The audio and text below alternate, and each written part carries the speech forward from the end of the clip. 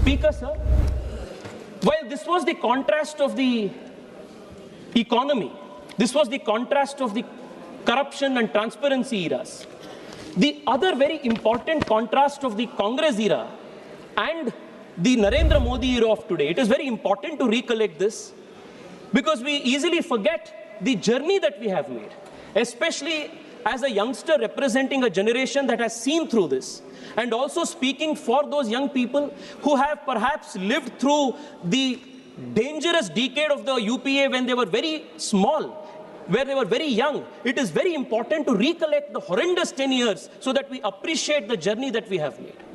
Adhyaksh ji, what was the situation of the country's internal security? मैं आपको जिक्र करना चाहता हूं यूपीए के राष्ट्रपति अभिभाषणों के वाक्यों का। In 2010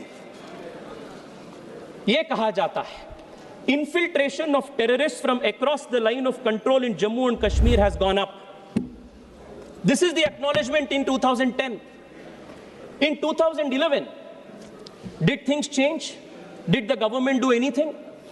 In 2011, the government again says, certain parts of the country have suffered from unacceptable high levels of violence, especially areas affected by left-wing extremism and Kashmir Valley.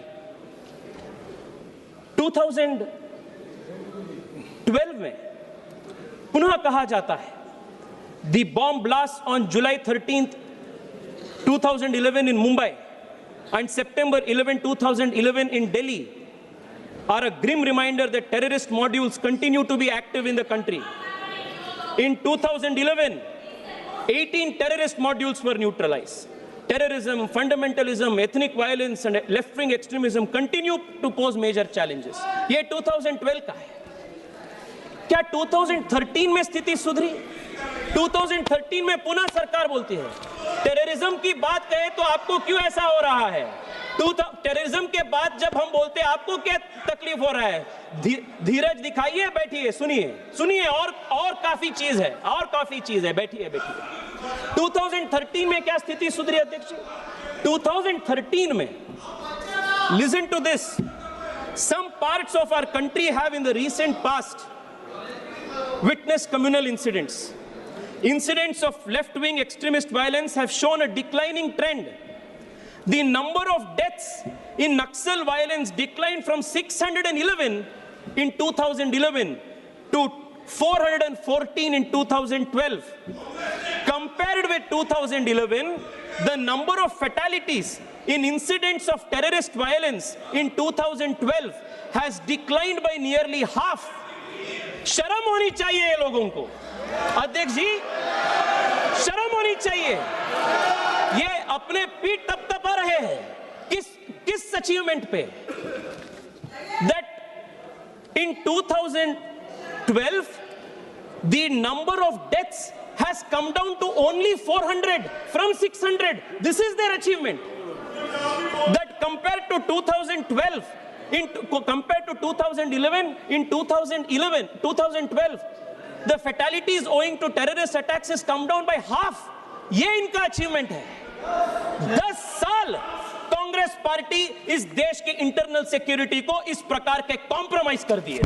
This is the certificate. And ये मेरा वाक्य नहीं है अध्यक्ष जी, these are all the statements of their own governments made in this very August House. अध्यक्ष जी, ये 10 साल उनका था। मैं आता हूं अपने 12 साल पे। आपको दिक्कत हो रहा है ना ये सब सुन के? सुनिए और है। लीडर विल गेट, अध्यक्ष जी, 10 साल देश लेफ्ट विंग एक्सट्रीमिज्म से ग्रसित था।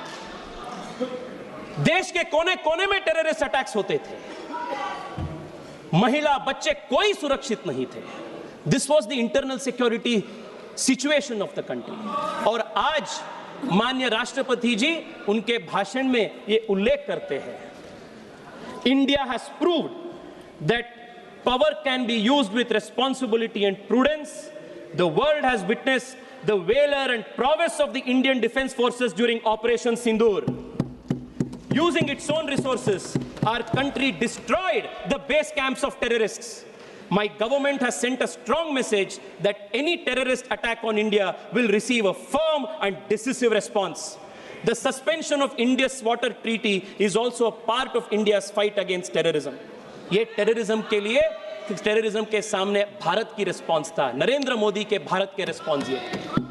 अध्यक्ष जी, the other biggest achievement that we have done is the near elimination of left-wing extremism in this country. राष्ट्रपति जी ने उल्लेख करते हैं, in line with the policy of my government, security forces have acted decisively against Maoist terror. Today, the challenge of Maoist terror has been reduced to just 8 districts from 126 districts. Out of these, only 3 districts remain the most affected. That day is not far when the country will witness complete eradication of Maoist terror.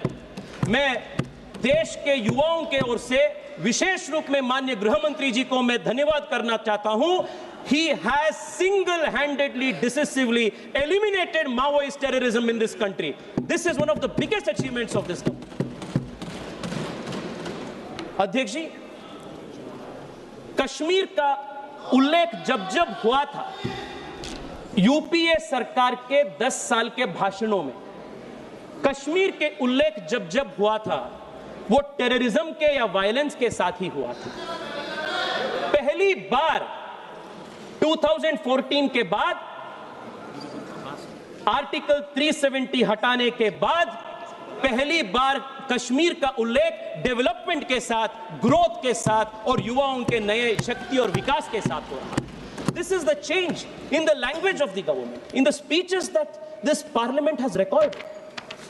अध्यक्ष जी, there is one another important issue that the country must understand. जब इतने सारे attacks होते थे, terrorist attacks होते थे देश में, कांग्रेस पार्टी का रिस्पांस क्या था टेररिस्ट अटैक्स के विषय पे? मैं बताता हूं आपको क्या था, हैरान हो जाएंगे सुन के। अध्यक्ष जी, our response to terrorist attacks has been clear. When Uri happened, we responded with a surgical strike. When terrorism struck again, we responded with an airstrike in Balakot. Under this very government, we responded with Operation Sindoor. We responded to them in the language that the government, the terrorist attack, understands.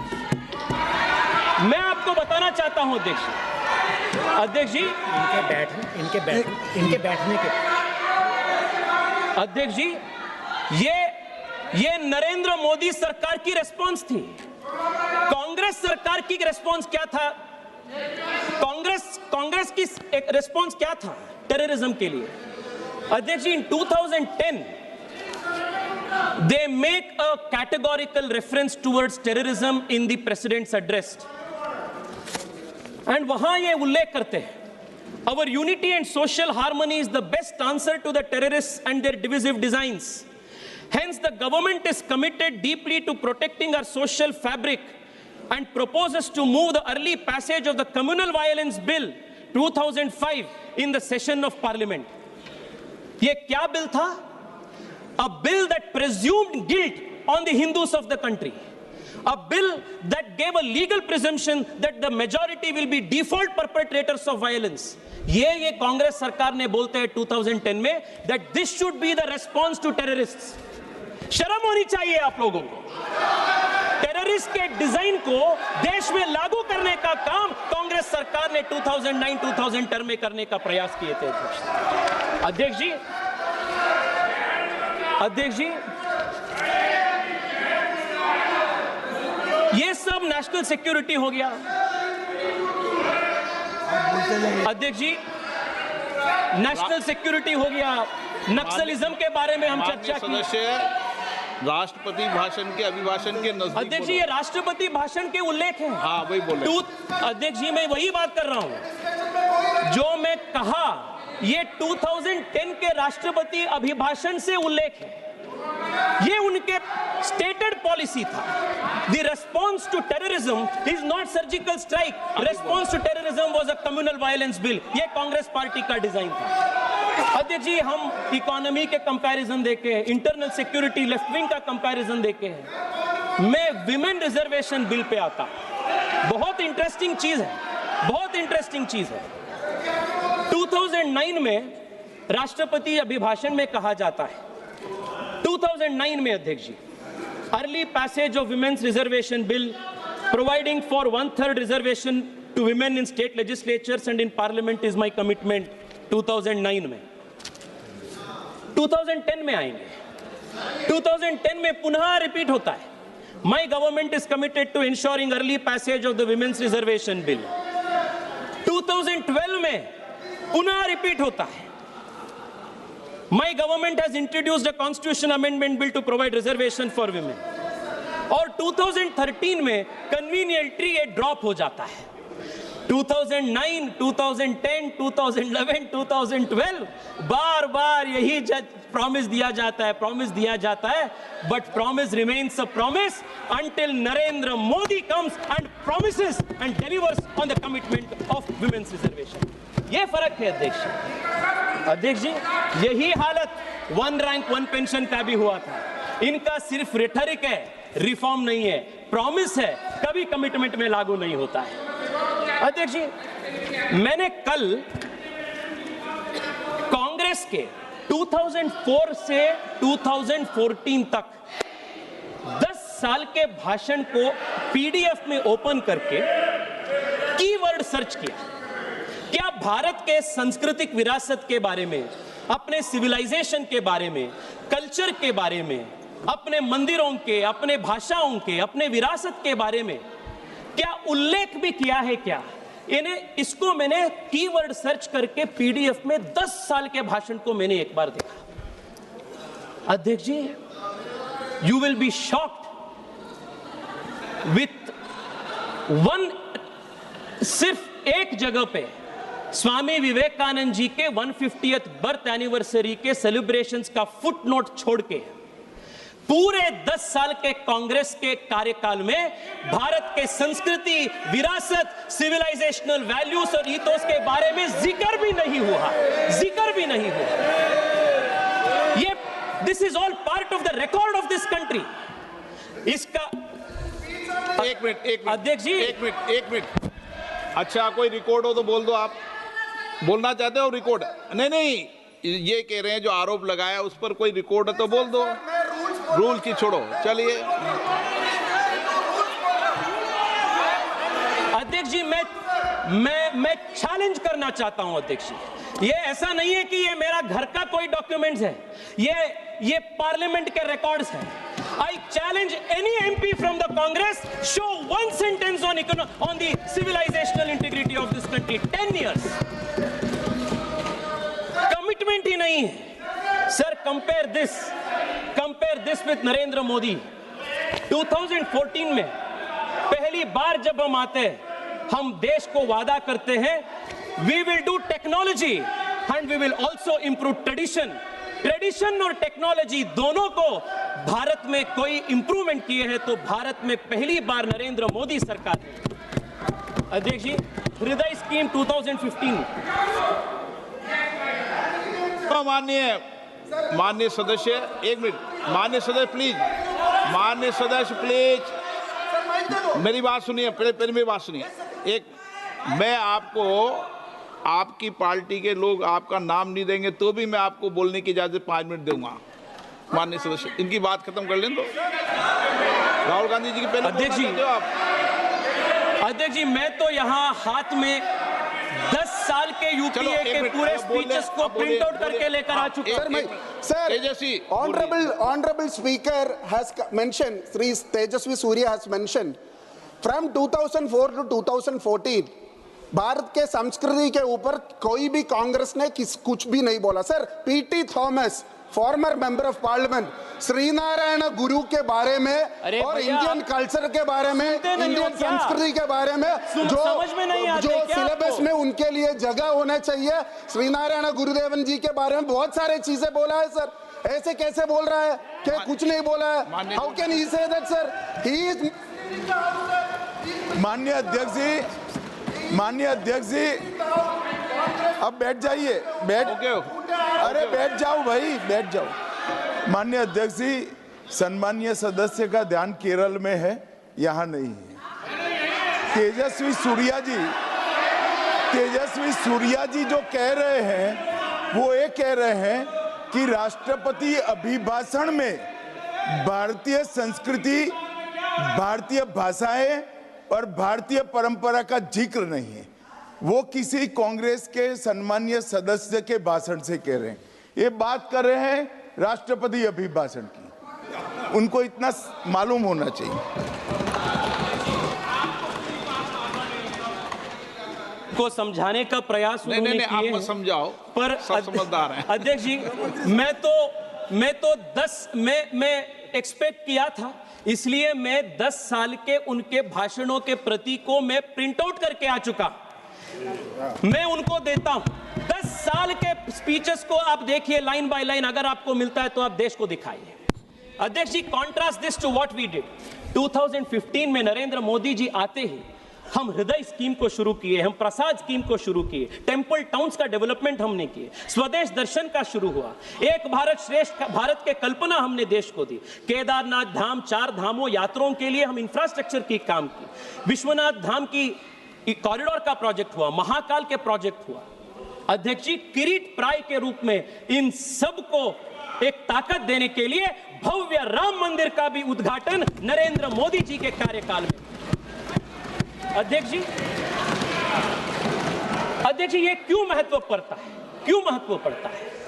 क्योंकि दशकों तक, सदियों तक Bharat colonised हो गया था, और ये कॉलोनाइजेशन के वजह से देश में एक प्रकार की इंफीरियरिटी कॉम्प्लेक्स इस देश में आ गया था। मुझे कहने के लिए अत्यंत गर्व है अध्यक्ष जी, एक देश के युवा होने के नाते, कि इस साल के राष्ट्रपति के अभिभाषण में we have said something that no government in independent India's history has ever said. राष्ट्रपति अभिभाषण में हम बोलते हैं, from the cultural perspective, India is among the richest nations in the world. Through Macaulay's conspiracies, a sense of inferiority was instilled.